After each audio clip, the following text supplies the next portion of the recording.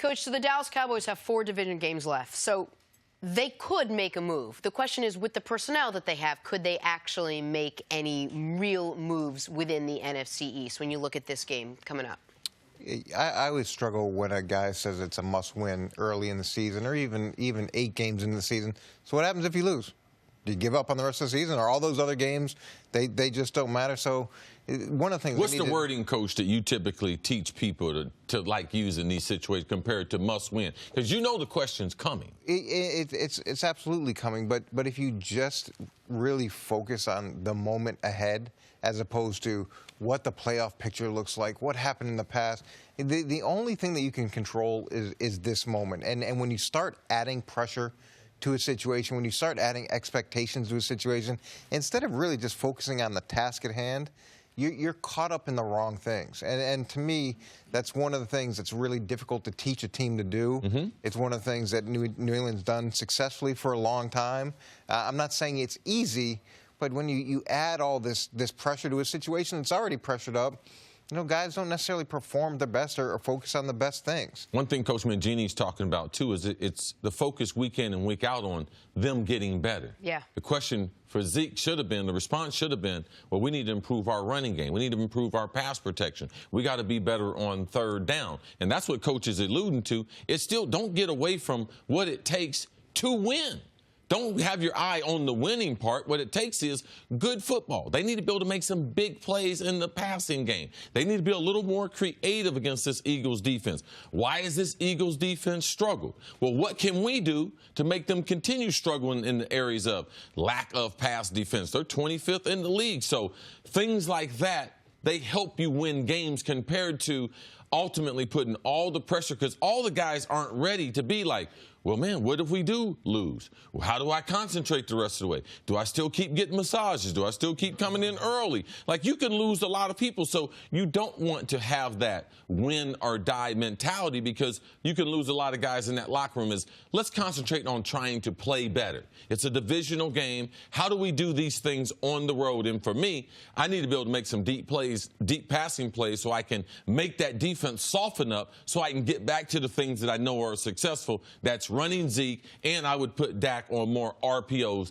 than any other time in his career. They do need to win this game, but if they don't do those things, winning is not going to be the end result for them. Okay, Nick, break it down. What do you think is the key to this matchup, Eagles and Cowboys? Oh, listen, if the Eagles don't win this game, they got the same record as Dallas. We're already firing Dallas's coach and thinking about getting rid of their quarterback. And the Eagles, defending champs, if they don't beat the Cowboys, they both sitting there at 4-5. The Eagles. So I understand Dallas saying must win, and you don't want them saying that. I get why the Cowboys feel that way. For Philly, okay. It took you half a season. You fought your way through it. Win, loss, win, loss. You haven't had back-to-back wins all year. You've only had one explosive offensive game all year. The key to the Philadelphia Eagles, in my mind, in this football game is to, even though I know it's a new season from last year, you got a lot of the same personnel. You have upgrades at some of the spots you were supposed to be best at.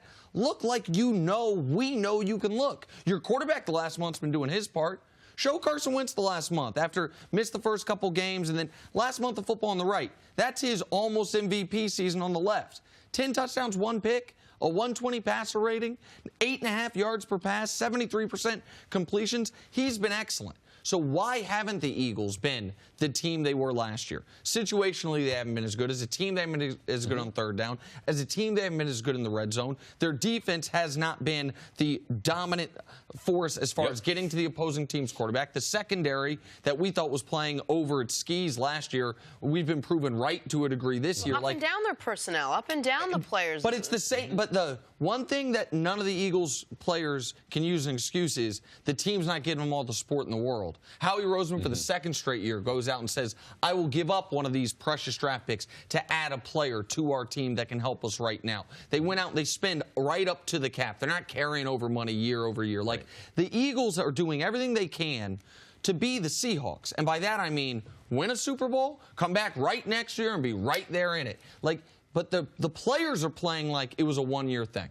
The players are playing like they're the 2010 Ravens, or there was the 2012 Ravens. The Ravens team with Flacco that won the Super Bowl most recently, where haven't been back to the playoffs since. Like, that's what the players are playing like. It's hard. I told you, after you win a Super Bowl, it's hard. It's no longer, you're not the underdog. You're not wearing the mask. It's not you. All the things that they use to propel themselves.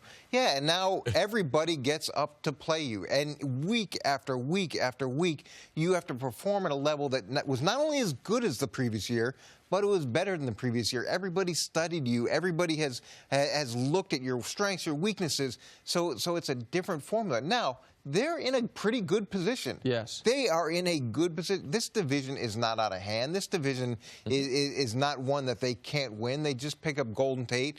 To me, the pressure to some degree, and I know Doug Peterson talked about this, they're not getting the media coverage they used to get. There is an element of that moving off. They're in a great spot to propel themselves back into the conversation. When you say they're not out of it, the team that's ahead of them, Washington, is coming off what has to be their worst loss of the year, not because they lost to Atlanta. And Atlanta because they lost their whole team. Right. An Atlanta team that, by the way, has played very well since that 1-4 start. But you lost both starting guards in Washington for the season in a game. You still don't have Trent Williams. You lost your wide receiver, and your right tackle's dinged up.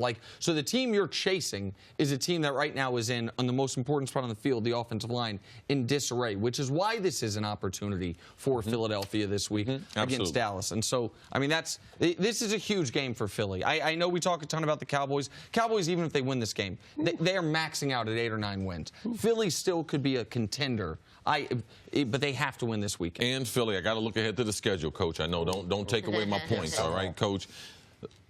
Week 13, Washington at Philadelphia, and Week 17, Washington's got Philadelphia. So, man, that offensive line won't be repaired by then. No. So it's a great opportunity for the Eagles. Last word? I think that this is one of those divisions that you could win at 9-7 or 10-6.